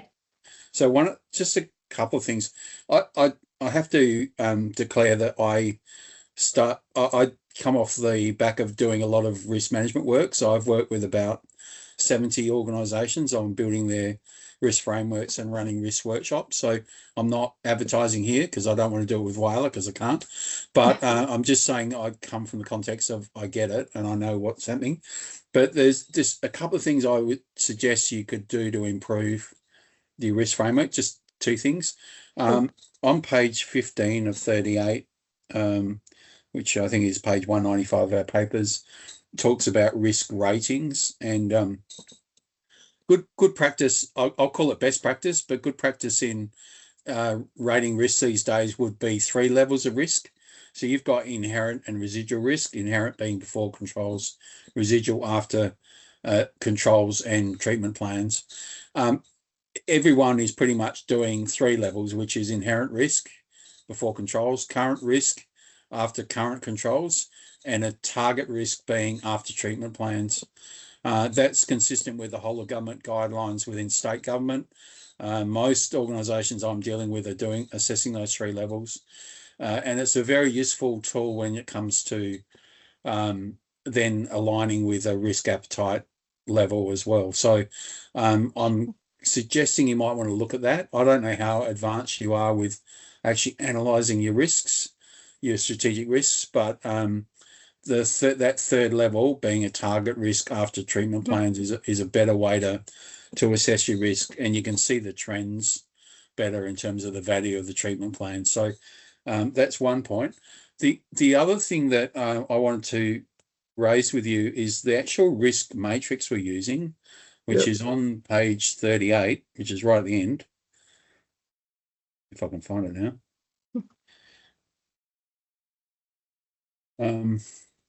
36. Sorry, page 36, is it? 36, yeah. Yeah. Now, that is what I would call a risk-averse matrix. So because you've got, what was that, 8 squares in the top being extreme, that would be quite inconsistent with what I see in across the board as well in terms of assessing risk. And also, it also has the something that I really don't like seeing, which is the ability to move 1 square on the diagonal and go down 2 levels. So extreme down to medium, or high to low, which actually happens in the middle of your table. So I don't know how far you've gone, in terms of applying this particular risk matrix, but I was wondering if you would allow me just to share my screen and just show you how I would recommend you consider changing that. Is that okay with you, Laurie, or is that too much to ask? I think it's absolutely, go for it. Yeah, thank you, David. Let me just call up. Can you see my screen? Yes. Yep. Great, thank you. I've just taken a copy. I just took a copy of your document, and I've just written where overwritten. It's probably a bit hard to see them all, but I'm recommending changes to 10 out of 25, which is a fair bit. But what you typically would see, top right quadrant extreme would only just be those top 3. The problem with the way you've got it at the moment, you'd be getting a lot of extreme risks, even potentially extreme current risks after controls. And to me, that would be not representative of, most organisations. So what I'm across the top line, that high should be a medium, that extreme should be a high, and then the medium, and it's always every matrix I've ever dealt with, the possible moderate in the middle is always medium, because that's a kind of a, if you manage it to that level, you're at a medium sort of risk level. So you get rid of a lot of those reds. A lot of them become highs, and some of these highs in the middle, down this quadrant in the middle there, become mediums. And that would be then consistent with what I've seen right across state government, right across a lot of other local government as well, consistent with what the LGA themselves are doing in the LGA SA around their risk matrix. So I'm happy to email you this as well, but just give you that as a consideration, because the problem I have with your matrix at the moment is it's going to be creating some sort of strange outcomes, just because a lot of things are going to look extreme. Probably every inherent risk will be extreme, which is probably not realistic. Sure. No, thank you for the feedback. I'll review it. Thank you, David. And I'll just add to that, that's one of the things I want to raise as well, because I think once you get more in your maturity, you'll find, specifically when you do strategic risks, David, as you know, you get these extreme things and you think, well, hang on, how am I going to get rid of this in terms of it's not really extreme. So that I would really recommend you go to that sort of thing, because that's what the other councils and other people that I'm working with have gone to, because I think I've raised the same things, David, through that process, because I think I know your views. But I think they're true. So you'll find out later, like you'll go down 2 years down the track, and then you'll go, oh, geez, that's we need to adjust this. You should be probably looking at it now. Yeah, it's better to do it before you've done the work than then get down the track, do all the work, and then you get these perverse outcomes, and you go, what am I going to do with all these extreme risks? And it's not necessarily representative of the issues, because really, I mean, that 5th consequence you've got is significant. I normally use the word critical or catastrophic, because it also it's more significant to me. Isn't not that significant, but critical is. So the critical matters are the things that, if this were to occur, and if it's almost certain critical, that's enough to make us not financially sustainable, or we'd have, would be a major reputational damage or death, all those sort of things. So maybe even the wording around that word significant may change that to something like critical as well. But just get this stuff right. If you can get it up right up front, it's going to make a big difference to the outcome down the track. And then the other thing, I'll just as a pre-warning, I hate being critical of LGRS, but just the risk appetite statement work they're doing, kind of just be careful with it, because there's a lot of councils that are really struggling. They go through a long process to get a risk appetite that they can't use. I'll leave it at that. So okay. Yeah, we're trying to turn them around, and hopefully I'll get an opportunity to have a real talk to them about where they're going with it. But Roberta, you've gone through the process around the risk appetite statement work. Yeah, a few places now, and the same comments are coming through. It's you can't link the risk appetites back to your target risks and things like that nature, which is part of the issue. One of the things about the risk appetite is, how does the management then use that statement? And that's LGRS have difficulty in actually, I think, communicating that. I'll leave it there as well, David. Yeah. Okay, thank you for that. I think that's fantastic feedback on all fronts, David. So thank you for that. A question for management is anything that David is saying or suggesting not achievable for any particular reason. Number one, firstly, in relation to the table that we've got in front of us, and secondly, the other recommendation, which I thought was also excellent, being the target position as well, because that's really valuable. Justin? Yeah, no, thank you for that.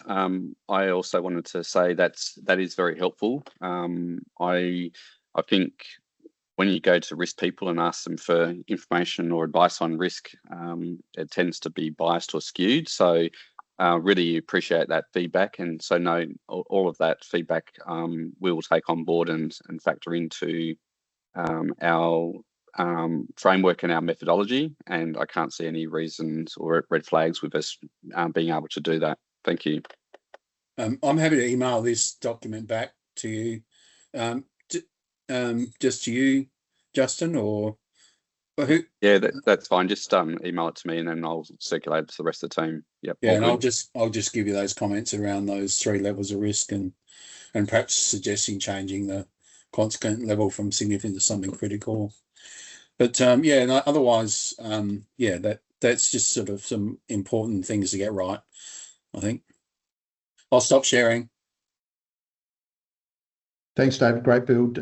Before we go to maybe a slightly amended recommendation, does anyone got any other further builds they'd like to add on this one? All covered? All good? Okay, so then looking at the recommendation,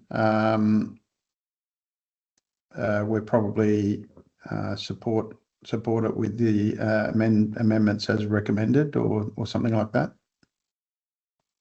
We note it. Do we need to put a comment there? Given that I would suggest put a comment, a comma after maturity, noting further feedback provided is to be incorporated hereafter. Yeah.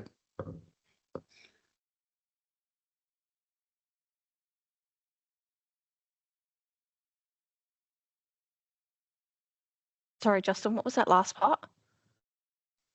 Just hereafter. Hereafter. Yeah, probably doesn't add much value, but yeah. Yep, that's good. Thanks. Excellent. Okay, thank you. Can I have a mover of that one, please? Happy to. David, Peter. Thank you. All in favour? Excellent. That's passed. That then brings us to next agenda item, which is the program of service reviews. Would someone like to just open that one up for us, please? Yeah, I can touch on that one. So we just presented this to council a while back now, just to let them know where we're at with our current operational service reviews. So we haven't really had much in the past, and I think we've talked to this in previous audit and risk committees. So it's just now we're in a trial period, and we're going to continue that trial period. It just sort of went through where we're at, what our hurdles have been, and what we've learnt on this journey, and where we're going to go in the future with our initiatives to try to improve service levels and reduce operational resource burdens.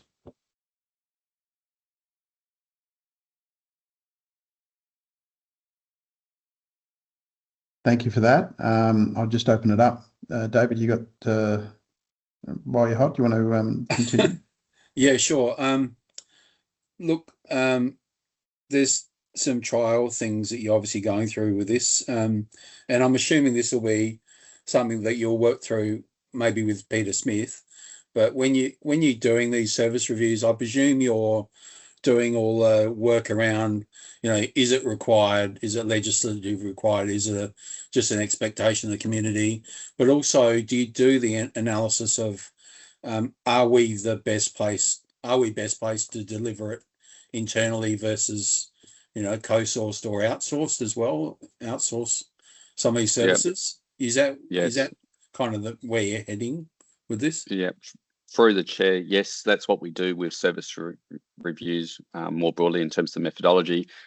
This report that's been brought back is specifically in relation to the open spaces service delivery, which is maintenance of verges, parks, footpaths and the like. And in this context, we've taken a very pragmatic approach to looking at how we actually do the work, how we program it, how we split the city up across different areas, what the service levels are across the city, and also some strategic, looking at some strategic opportunities in terms of swapping out some of the material, for example, on our footpaths to go to a compacted product that doesn't lend itself to growing weeds every time it rains. So instead of just continuing to, have people going around either trying to put weed killer down or mow the weeds and invariably spread the seeds, that we try to get in front of that by taking a different approach to the streetscape more broadly. So this is very much an operational focused one in relation to that core activity of council, where all of the things that you referenced before will be looked at as we turn our attention to each different service. Yeah. And that to me is always the challenge of, are we best placed to do it? If it's not a big activity that we do, but we've got to have a lot of equipment, would we better off outsourcing to someone that's already got the equipment and take the risk on that sort of, on demand and supply, etc. So there's a lot of things you can do with service reviews, just really challenging, why it's us that does it. Or, if we are the most efficient to do it, that's great. But that's the goal, is to say, how do we do it most effectively, most cost effectively? Yeah, just for context, sorry, we went through a service review with BDO, and that's triggered where we are on this journey now. So like Justin said, there's been a lot of analysis, a lot of water under the bridge to where we are now, going forward, and everything Justin said hit the mark. That's where we're at with the maturity now. It's testing and adjusting to what we are capable of with organic assets, like you said, or what we can go internally, or what sort of hybrid method we can have between the two of what we already have and whether we can resource outside. Right. That's all from me. Thanks. Any builds, Peter? Any thoughts? All good? Nothing from me, thanks. Yeah, Roberto? Probably similar to David. I think it's a trial period. I'd like to see what comes out of your methodology when you can't start working with Peter, and how you get that external influence. Because some of the things I find with service reviews, sometimes they're so internally focused that people can't see the woods for the trees. So that's why that external ability to have a look at it. I'm not saying that people like BDO have got that thing, but there are people that provide you. And actually, it's about thinking outside the square. So when you do the methodology of Peter, that'll be interesting to see how he would bring that in if you do it internally. So, Justin? Yeah, and if I can just add, agree fully, Roberto. I think what I wanted to say is that we actually have the benefit, as well as that we've just recruited a new general manager of infrastructure, who's worked across multiple councils, multiple states for many years. So whilst it's not an external person per se, the GM that's now leading this review does have their eyes to looking at those very questions about what do we do internally and what could be potentially done through other means. So we're fortunate in that regard, that we're not just doing a review with existing resources that have been doing the same thing for a long period of time. And that's the good thing. It's about how you're doing that. So that's another way of adding that in. But sometimes it's about just having that external view. It's like on conclusion, I think in page 238, it says the 6-month interim review of the 12-month service level trial has confirmed the City of Operations is operating within a constrained capacity environment where service demand exceeds available resources. And I thought, no shit, Sherlock. I think that's that happens in every service that you've probably got in the area. So it is that thing about understanding whether the service is required or not. And things like verge maintenance, which I know some councils don't do a lot of verge maintenance because their residents do some of it and they sort of own it. In some councils that doesn't occur, and some people spend a lot of money, like $1.5–2 million, I think, in my council spend on verge maintenance, this one that I live in, and that's because some people don't look after their verge. So then it's about saying that, do you then change the model to say does people look after the verge? Probably not in your environment, but then it's about how you do that as cheaply as possible, because it is, if you don't do it, the city looks pretty bad. Yep. Thank you. Yeah, my only build is firstly to say well done for actually having a look at it and looking at how we can do it differently to optimise our resources. But then just making sure, to the comments that were already raised, that we're actually balancing, you know, the right perspective versus just what we have as our internal perspective. And to be honest, that BDO report that we discussed earlier, the draft report, to me was probably one where we're using some externals, and maybe there was a hint too much generic recommend, or too many generic type recommendations versus very specific things that were relevant to the size and activities of council, which is what we probably want to move away from, but not too far. So finding that balance is right, and you know, continue to encourage you guys to try and achieve that. So keep that up. I'll move to the recommendation if we could, if we're happy with that, just noting that report. Anyone? Peter, thank you. Roberto, thanks. David, all in favour? Yep. Excellent. Now, do I need to move into conference for the next item?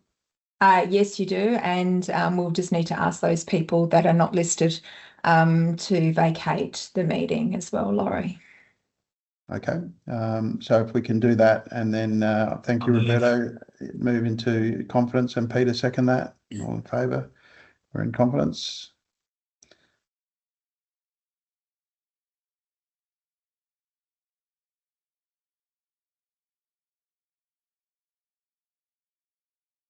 Peter, David, all in favour.